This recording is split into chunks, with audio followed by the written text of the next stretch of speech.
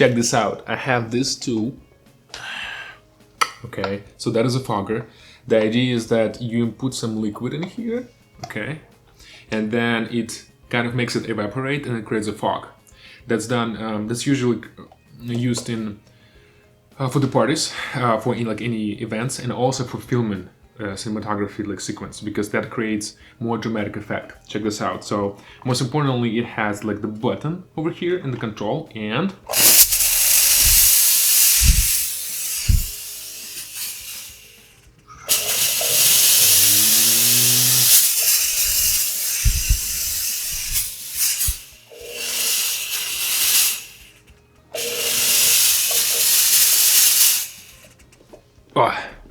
not like it's going to help you understand something better, probably not, but it's going to create a more dramatic environment here. Okay, cool. By the way, today I prepared like dope content for you, like 100% dopeness guaranteed today. Definitely stay tuned. It'll be amazing.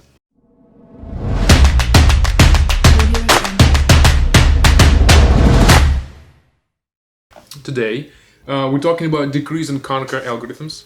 Decrease and conquer. Whew. Let's start. Dun, dun, dun. Okay, decrease and conquer.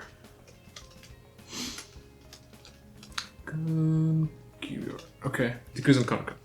Okay, so this technique is based on exploiting the relationship between a solution to a given instance of a problem and a solution to its smaller instance. Okay. Once such a relationship is established. By the way, again, highly recommend taking notes. Yeah, well, actually, I'll be asking to submit them anyway. Once such a relationship is established, it can be exploited to its smaller instance. Sorry, hold on, no. Established.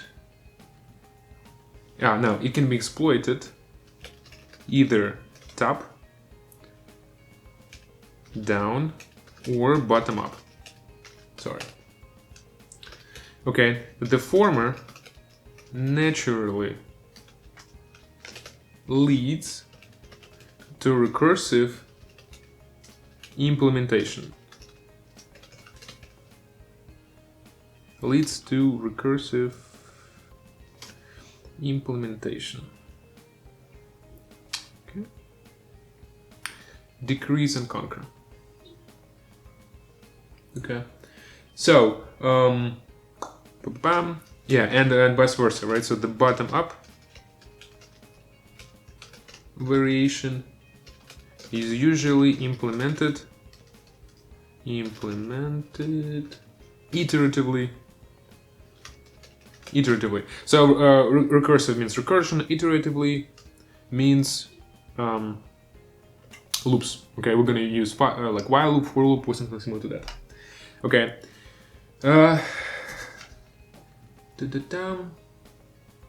Decrease and conquer, right? So usually it can be seen as something like this. Okay, so imagine you have a problem. Okay, that's the size of the problem. Okay, and the size of that problem is something like n. Okay, that's the size of the problem. What you do, you basically take a small chunk out of it. Okay, and let's say that becomes n minus 1. And that becomes 1, okay? So you have, let's say you have an array, and then you take a small chunk of it, let's say one element of the array, and what's left? N minus 1, right? N minus 1 elements of the array. Okay, and then you solving n minus 1, you solving the same problem, for example, sorting an array, right? For n minus 1 elements instead of n elements. So you have a smaller problem to solve. Okay, so you solving that, you arrive at the solution. So that's let's say that's a solution. Okay, solution to n-1 to the problem with n-1 size.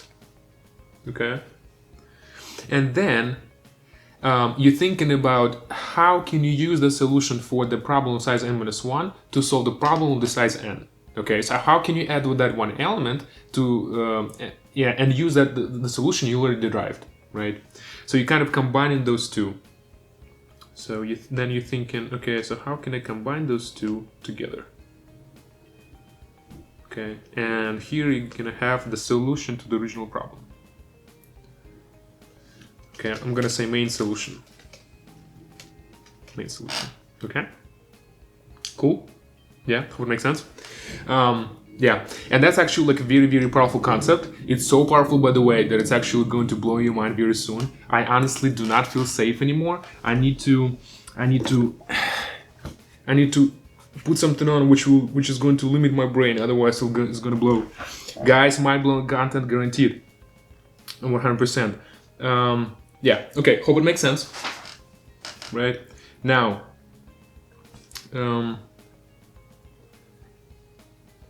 Okay, so there are 3 main techniques, or like sub-techniques of the same, of that technique. Okay. First one is called decrease by constant. Okay, so that means that we have an original problem of size n, and then we're going to either divide it by 2, for example, all the time, or we're going to deduct one element of the array all the time, for instance. Okay, that's a decrease by constant. No, sorry, that's decrease by constant size. So basically, let's say you have 1,000 of elements in the array, and you're gonna solve it for, and you're gonna remove like one element at a time. Basically, you're gonna solve it for 999, then 998, then 997. So you're either going to decrease the size either by like 1 or 2 or 3, but there will be some constant number. Okay, so that's first approach. Second approach, decrease by constant factor. And third approach, variable size decrease. Okay, so what is the difference between the 3? Again, constant, when you decreasing that by n, like what is n? So you basically, if you have let's say n is 5, then you constantly decreasing the size of the problem by 5, whatever the size is. Okay, so with 5 elements, 5 items, 5 by 5 of something. Okay, now decreasing by constant factor, that means we're going to divide the size of the problem. We have n, then n over 2, n over 4, n over 8. Okay, and then we're going to come to some like very small solution of the problem, then we're going to expand it back up. And then variable size decrease, that means you're going to decrease it and you're not sure how small it's going to be. Okay, for example, like one time you can decrease it by 2, by a factor of 2, another time you can decrease it by a factor of 5, then by a factor of 10, so you're not really sure about that. Okay, we're going to explore all 3 of them in this class. Hopefully we'll have enough time before the end of the semester. Okay, and the first one, and again, mind-blowing content today, decrease by constant. Okay, so in the decrease by constant variation, the size of an instance is reduced by the same constant on each iteration of the algorithm. Okay, usually it is 1. Usually it's reduced by 1. Okay, so usually the constant is 1. But of course it can be different. Okay, so example. Okay, exponential problem of computing a to the n. Okay, let's say you have some a, you have some n. Well, yeah, let's say you have some a, and the n would be the size of the input size of the algorithm, right? And then you need to compute a to the n. Okay, so how would you do that? The relationship between a solution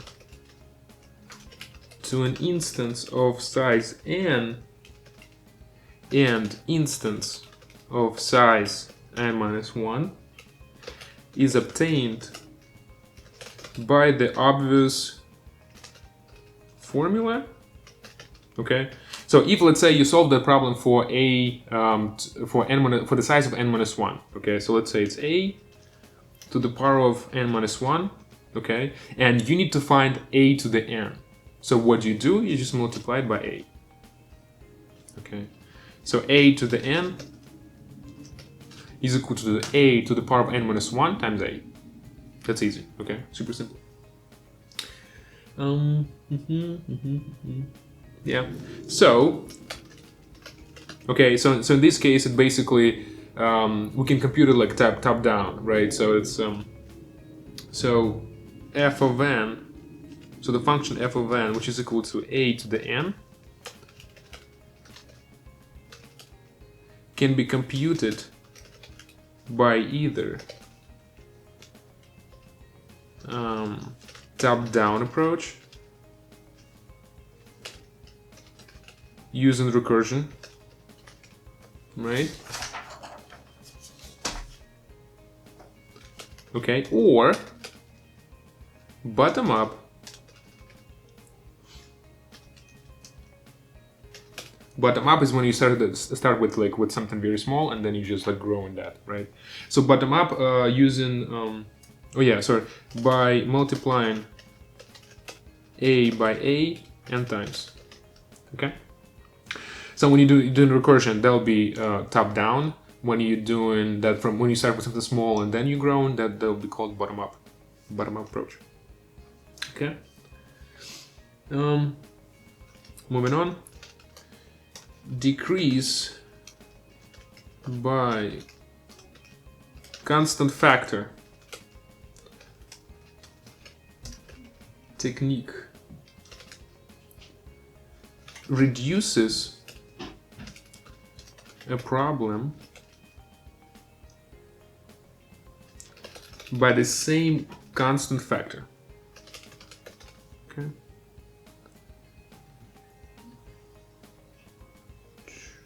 Okay, so we're reducing by the same constant factor on each iteration.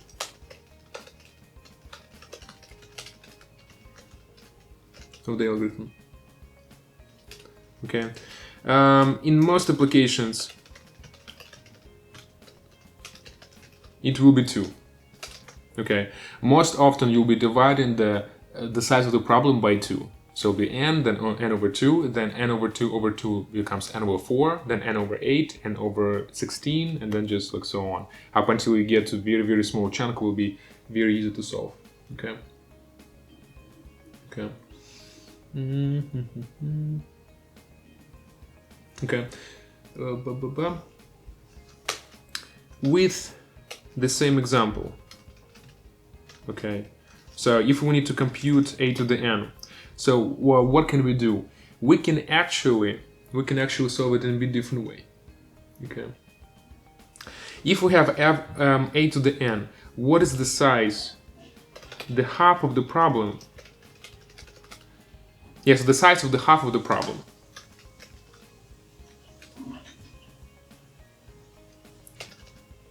Would be, okay, it will be a to the n over 2, right? So we have n, like n a's, and we have like n over 2 a's. Okay, so we have half of it.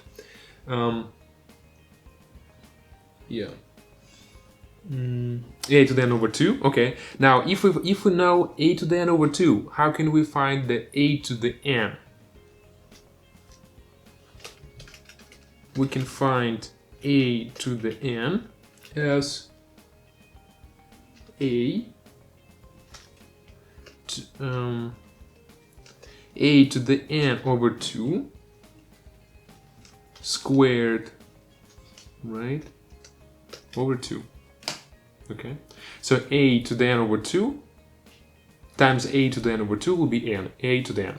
Okay, so a to the n over 2 squared will be a to the n. Okay, so the same idea, you can basically divide So yeah, so that's how you do the decrease by a constant factor. You constantly decreasing the size of the problem, in this case n, by 2. Okay. In this case, what is that going to look like? What is it going to look like? Let me draw quickly. So let's imagine that that's the size of my problem, and then what I'm going to do, I'm going to divide it by 2 like this, okay? And then I'm going to solve my problem with the size of n over 2. I'm sorry, hold on. Yeah, so I divide that into 2 sub-problems, and I solve this. Okay, sub-problem with the size n over 2. Okay, so then so we have the problem size n divided into 2 parts. We get the sub-problem for, well, sorry, I misspelled it.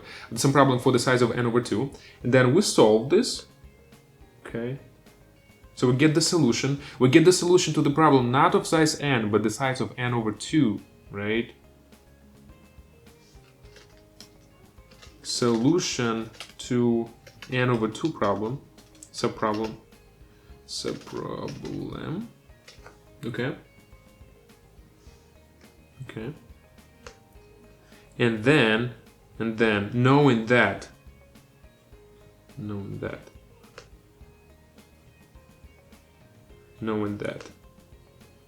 we can derive the solution to the original problem. Original problem solution. Okay, so in this case, again, we don't really need to take a look at the right on the second half. Okay, because again, we established the relationship between the solution of the problem of a over the solution of the sub-problem with the size n over 2. Okay, knowing that relationship, we need to figure out what the solution to the original problem is. Again, in our case, in this case, what did we do? We found the solution to the problem of n over 2, a to the n over 2, and now we knowing the solution to the sub-problem, we know how to derive the solution to the original problem. We just need to square that, okay, to the second power. Raise it into the second power. Okay, cool. Hope it makes sense. We're getting closer to the dopest thing ever. Yeah. Okay. Moving on. Variable size.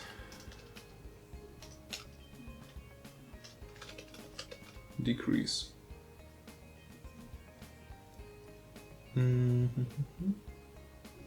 Okay, reduces the size of the problem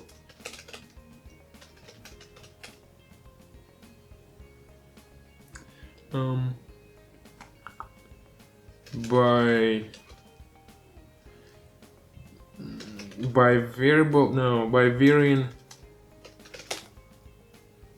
constant or factor. Okay, so in other words, it's not really predictable how it's going to reduce that. And although it may sound like it doesn't make sense, but I'll show you in a second. It actually does.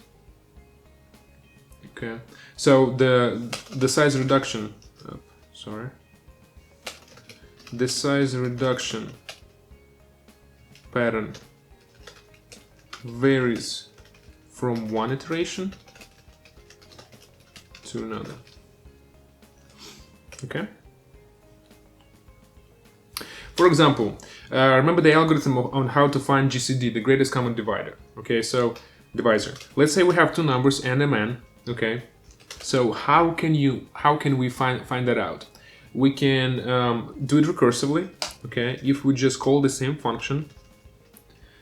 Okay, and then if we do it on n, instead of so we're switching them, right? So instead of m, we're going to pass n, and instead of n, we're going to pass m mod n. Okay. So in other words, n, so like this will be m will be replaced with n. Okay, that's predictable. But what n is going to be is not predictable because we don't really know before we run it what is m mod n is.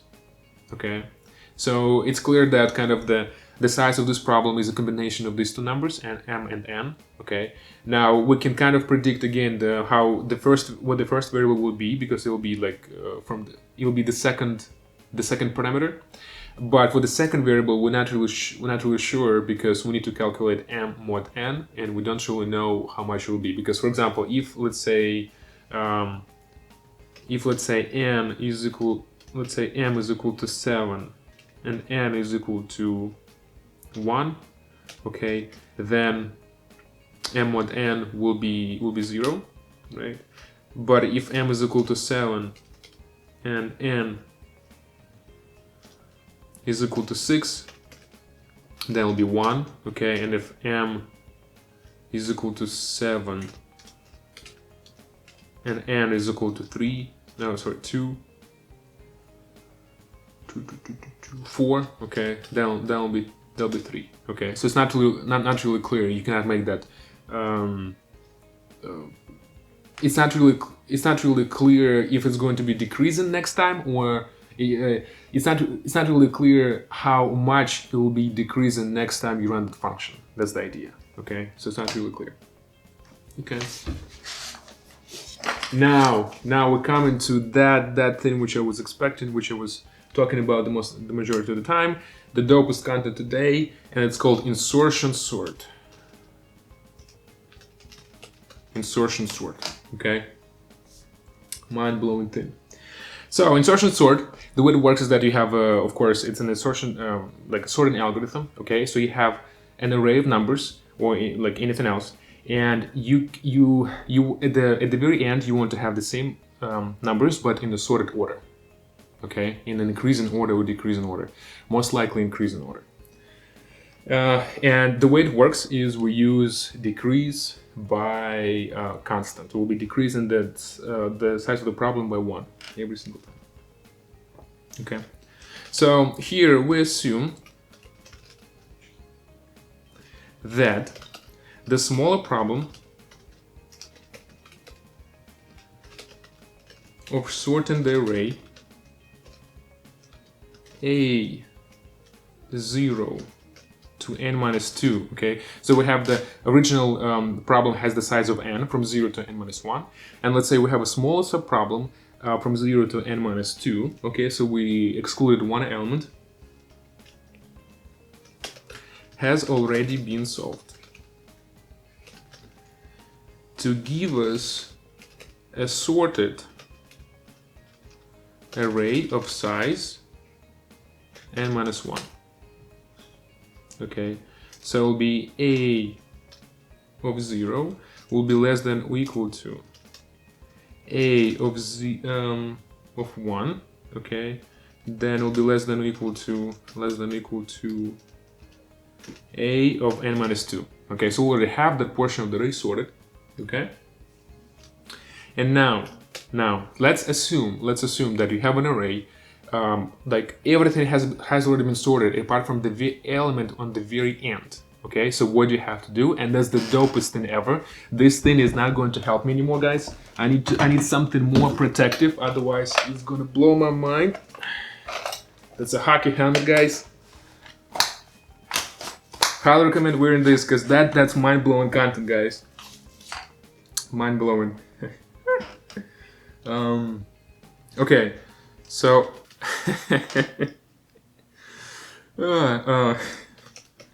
all we need is to find an appropriate position for a n minus 1 element, okay, among the sorted elements, and what do we need to do? We need to insert it there. Okay, cool. Yeah, so again, that's kind of the beauty. That's kind of why I'm wearing this, because I'm really afraid for my mind to be blown away. You have the entire array, and then everything has already been sorted apart from the element on the very end, and you just need to find where to insert it. That's why it's called insertion sort, right? You just need to find where to insert that element. Okay, so let me give you an example. let me give you an example. Let's say you have this array 17, 29, no, hold on, 29, 34, 45, 68, you see it's sorted, right? Then 89, then 90, and then the element which is unsorted, which is not there yet, is 17. Okay, cool. So all we have to do, we need to insert 17 in the position where 17 should be, because we know that this portion of the array is already sorted, but this is not. Okay, so again, all we have to do is just to find where to place it. So 17, where's the right place for it? That's of course over here at the very beginning. So that's why all we have to do, we just need to place it here, 17, and then remove it. That's it. Now the array is sorted. So that's how it works. Okay, that's the idea. Now, however, that's only like the last part, right? So what happens from the very beginning? Like, what if we have the array which is completely unsorted, right? So what if we start from the very, very beginning of sorting the array? So let's imagine that we have an array like this: 89, 45, 68, 90, 34, 17. Okay, so the very beginning, sorry, 29 here. Okay, so the very beginning, right? What do we have to do? We can just pretend that some portion of the array has already been sorted. Okay, so but what portion of the array if nothing has been sorted? Well, we can just pretend that 89 has already been sorted. So the array of one elements, subarray of one elements, has already been sorted. So basically we're gonna say that 89 has already been sorted, right? And now going, like kind of moving that border to the right. So for example, 45, right? We need to understand where would that be positioned in the sorted portion of the array. So for example, 45, what would that be? That would be of course on the left from 89, okay? So we're gonna have 45 here. Okay, so now the two elements have been sorted, but all other elements have not been sorted yet. So next we come into 68, and we need to insert that in the appropriate position of that array 45, 89. Okay, so that would be what? That would go over here, 68. Okay. Okay. Then moving on, so 90, right? We need to insert 90 in the appropriate position. Okay, that's easy. That goes at the very end. Okay, then the 29, right? So where would go 29? So now we have again everything on the left from the bar is sorted. Everything on the right is not sorted. We just picking those elements one by one and choosing what position to insert them in. So for example, here 29, where would that go? It would go at the very beginning, right? Okay. Now 34 would that go? Go here. Okay. And now 17, where would that go? Again, it would go here. That's it. Cool. Now it's been sorted. Okay, perfect. Awesome. So now let's write the code and let's try to analyze this. The code for this algorithm looks like this. Insertion, sort. Okay. So what are we given? We're given an array of from 0 to n minus 1. Okay. So what does it do? It sorts a given array by insertion sort. What is the input? The input is an array A from 0 to n minus 1. Okay, and the output would be array A, again from 0 to n minus 1, sorted in the non-decreasing order. So for I is equal to 1, okay, to n minus 1. Okay, so I will be pointing at the, will be index variable, it will be just traversing the array. Okay. V v is equal to a of I. Okay, a of I. Now j is equal to another index variable I minus 1. Okay. Now while j is greater than or equal to 0 and a of j is greater than v. Okay. So while j is greater than or equal to 0 and a of j is greater than v. Okay.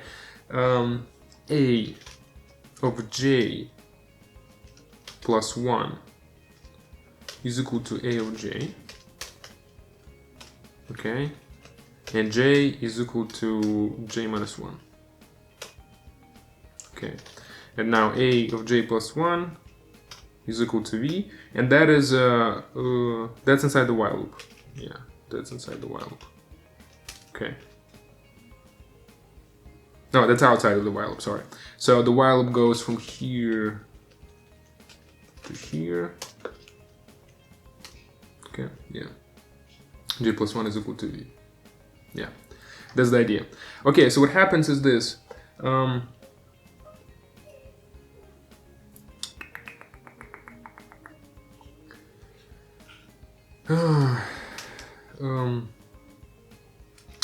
Okay, so let's imagine that we have this, we have a of 0, okay, and it's smaller than or equal to, okay, and then we come into a of j, okay, which is smaller than or equal to a of j plus 1. That all, both of them, j and j plus 1, are located in the sorted portion of the array. Sorted portion, okay, and then I basically the index which separates sorted and sorted and unsorted portions of the array. So a of I, hold on, so a of I minus 1. Then we have that border, virtual border of like, so everything on the left is is sorted, everything on the right is not sorted yet. And then we have here a of I plus 1. Okay. And then a of n minus 1. Okay. That's the idea. So the idea is this: we know that we have a of I, Okay, so we know that a of I is the element which we want to insert. Okay, and we're going to substitute that with. So we're going to insert that at j plus 1. Okay, so that's where we're going to insert it. Okay, so j is equal to I minus 1. Okay, so j starts searching from this position. Okay, so that's what the j is equal to originally. Every time in the iteration, it's going to decrease, so the index will be decreasing, so it will slowly go to the left. Okay. Yeah, and while j is greater than or equal to 0, which means while j has not reached the left border yet, or while a of j is greater than v, so that means that while we has either exceeded the array, we either went too far on the left, or we found the element we need to insert that into, right? So when a of j, okay, when a of j is greater than v, is less than or equal to v, okay, that's when we swap. That's when we stop. That's when we stop. Whew. Okay, so that's the mind-blowing content, guys. I feel safer now. I finished with this. Okay, I'm hoping you're safe as well. So now we can continue in the normal pace. The normal pace. Now let's try to analyze this. Okay, let's try to analyze this. What is the basic operation? Okay, so what do you think? What's the basic operation? Okay, so the basic operation is somewhere here, right? Is somewhere here. So it's, I guess, like, well, probably this. Yeah, probably this. Yeah. So the key comparison, that'll be the basic operation. Okay. Basic operation. Now, the number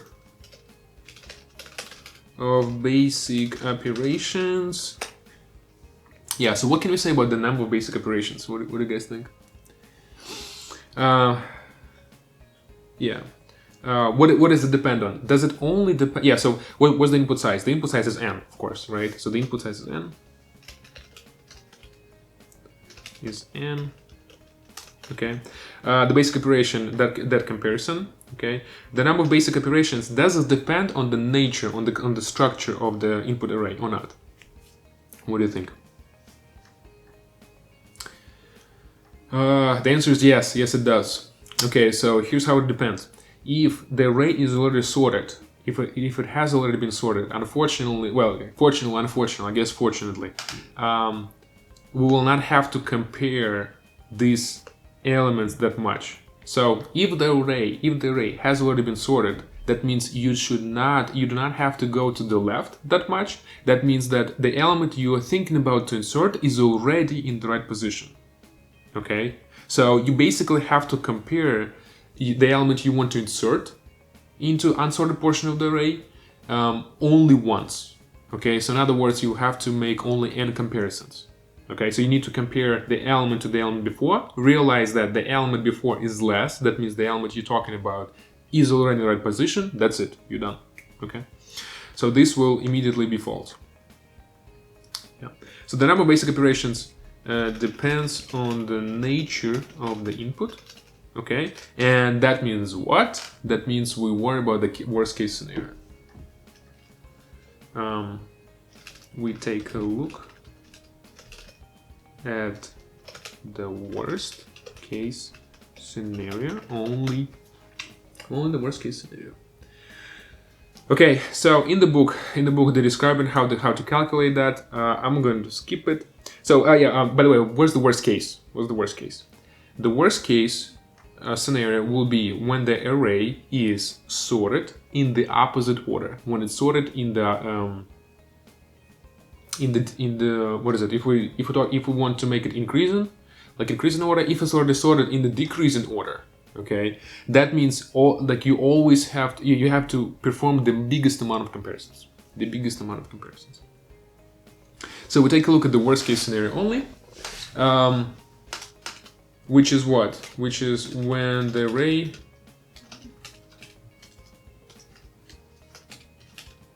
is sorted in the what is it? Decreasing. When the input array is sorted in the decreasing order. Okay, yeah. So that look it up at the book, but basically they creating again like two summations over here, right? And again like 2 for loops, 2 summations, usually it's to what? N squared. So that brings us to big O of n squared. N squared. Okay, and what's the best case scenario, by the way? What's the best case scenario? The best case scenario is everything is already sorted, right? In this case, you need to make only n comparisons. So worst case scenario n squared, best case scenario n, just n, right? Bum, bum, bum, bum, bum, bum, bum, bum, bum. Yeah, that's it. Okay, that's it for today, guys. Please prepare for the midterm number 2. More mind-blowing content is waiting for you guys. Like, this class is just amazing. Yeah, 100% dopeness guaranteed. I'll see you guys later. Good luck on the midterm. Bye bye.